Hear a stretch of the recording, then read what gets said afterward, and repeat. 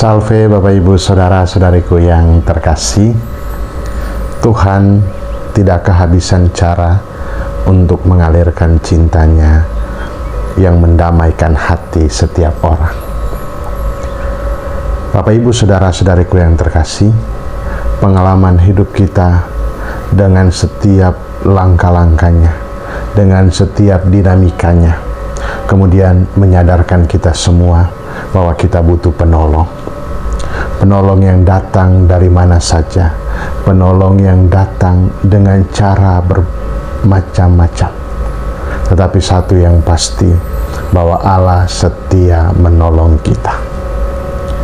Saudara-saudariku yang terkasih, dalam perjalanan kehidupan kita mengalami apa yang disebut dengan padang gurun kehidupan, di mana kita mengalami kehausan, bukan saja haus secara fisik, tetapi juga haus secara rohani. Maka kemudian di dalam hari Minggu Prapaskah yang ketiga ini, kemudian kita menyadarkan lewat sabda-sabdanya menuntun kita semua untuk mengerti dan memahami bahwa Allah senantiasa mengalirkan rahmat-Nya, mengalirkan air kehidupan yang memuaskan dahaga kita dan membuat kita tidak akan haus lagi. Dalam bacaan Injil kita dengar perjumpaan Yesus dengan seorang wanita di Samaria. Di sanalah kemudian kita mengerti bahwa Tuhan tidak kehabisan cara untuk mencintai kita. Ia berjumpa dengan seorang wanita, perjumpaan yang kemudian meneguhkan. Wanita yang datang di siang hari menuju ke sumur Yakub untuk mengambil air. Suatu yang tidak biasa. Pada umumnya, wanita mengambil air di sumur itu bersama-sama dengan wanita-wanita yang lain, dan dilakukan pada pagi atau sore hari. Tetapi kali ini beda. Seorang wanita sendirian dan melakukannya di siang hari. Maka ia tidak hanya butuh air, tetapi dia sedang menjadi asing. Tidak hanya karena sebagai orang Samaria yang dianggap kafir oleh orang-orang Yahudi, tetapi dia juga asing dengan sesamanya, asing dengan lingkungannya, asing dengan masyarakatnya. Dan akhirnya kita tahu di dalam Injil bahwa dia sudah mempunyai 5 orang suami, dan bahkan yang ada bersama-sama dengannya itu bukan suaminya. Dari kedosaan ini, kemudian kita mengerti kenapa dia mengambil air di sumur sendirian, di siang hari, di waktu yang tidak biasa. Ia asing sebagai seorang Samaria, tetapi juga dia asing bagi sesama di lingkungan masyarakatnya. Maka disinilah kemudian kita memahami bahwa Tuhan punya cara yang luar biasa, di mana orang yang asing ini, yang tersingkirkan ini, yang sedang kekeringan, berjumpa dengan Yesus sebagai air hidup, air yang memuaskan dahaganya dan membuat ia tidak haus lagi. Dan yang kedua kita dengarkan dalam bacaan pertama, di mana peristiwa orang-orang Israel memberontak melawan Musa karena mereka mengalami kehausan di padang gurun. Mereka bahkan mengeluh dan mempertanyakan perutusan Musa di mana ia membawa mereka keluar dari tanah Mesir. Apakah membiarkan kami mati di padang gurun ini?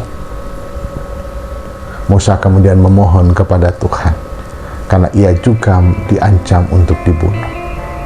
Dan Allah punya cara untuk mengubah hati mereka. Allah punya cara untuk menunjukkan cintanya, memuaskan dahaga rohani mereka. Dengan tongkat di tangan, Musa mengajak tua-tua Israel untuk berjalan bersamanya menuju ke bukit batu. Dan dari bukit batu yang diketuk oleh tongkat itu, kemudian mengalirlah air yang memuaskan dahaga mereka. Kita mengerti Tuhan punya cara untuk memuaskan dahaga. Tuhan punya cara untuk mendatangkan damai bagi hati kita. Bapak Ibu Saudara-saudari yang terkasih, Tuhan yang punya cara yang luar biasa itu untuk mengalirkan cintanya bagi kita. Itu arahnya supaya hati kita dipenuhi oleh kasih karunia-Nya dan hati kita dipenuhi oleh kedamaian. Itulah yang kemudian diajarkan oleh Rasul Paulus. Ia menegaskan bahwa ketika kita mengalami kesulitan, pengalaman susah, lalu kita mengatakan, oh orang ini yang tolong kita dan lain-lain. Tetapi dengan kekuatan iman, di mana kita bertahan, kita punya pengharapan dan yakin bahwa pengharapan bersama dalam Allah itu tidak akan mengecewakan. Dan ketika kita bisa melewati semua padang gurun kehidupan itu, kesulitan-kesulitan itu, kemudian kita bisa mengerti dan memahami bahwa Tuhan itu Maha Kuasa, Tuhan menolong kita, Tuhan punya cara untuk mendamaikan hati kita. Bapak, Ibu, saudara-saudari yang terkasih, sabda Tuhan menceritakan kepada kita bahwa Tuhan punya banyak cara untuk mencintai kita. Dan dalam pengalaman hidup kita, kita juga pasti pernah mengalami bagaimana Tuhan mencintai kita dengan cara-cara yang luar biasa dalam hidup ini. Tuhan mengajak dan mengetuk hati kita. Seperti antifon dalam Mazmur Tanggapan, singkirkanlah penghalang sabdamu dan cairkanlah hati yang beku. Kita yang mungkin sedang ada di dalam padang gurun kehidupan, relasi kerja kita yang mungkin tidak baik-baik saja, rumah yang kita di mana diam-diaman, situasi rumah yang sepi karena orang sibuk dengan urusan masing-masing dan tidak memperhatikan satu sama lain. Mungkin disitulah kita mengalami padang gurun kehidupan. Biarlah tongkat Musa mengetuk setiap hati kita, memecahkan batu penghalang tadi, menyingkirkan segala penghambat-penghambat tadi, mencairkan hati kita yang beku, yang diam, yang dingin, supaya kita boleh mencair, mengalirkan rahmat juga bagi sesama. Biarkanlah tongkat Musa memecahkan batu dendam, iri hati, kebencian, dan lain sebagainya yang menimbulkan pertengkaran, supaya kita mengalirkan rahmat. Kita belajar dari wanita Samaria yang berdosa tadi, yang diasingkan, yang terasing, tetapi perjumpaan dengan air hidup, maka dia yang pendosa ini justru diutus, justru pergi membawa orang-orang Samaria berjumpa dengan Kristus, berjumpa dengan air hidup. Karena itu, Bapak, Ibu, saudara-saudariku yang terkasih, kita semua juga dipanggil, diutus di kesempatan masa prapaskah ini untuk menimba rahmat dari Kristus, air kehidupan, supaya dahaga kita dipuaskan. Dan kita yang sudah mengalami cinta Tuhan yang luar biasa ini juga pergi untuk menghantar semakin banyak orang untuk mengalami kasih Tuhan lewat air kehidupan ini.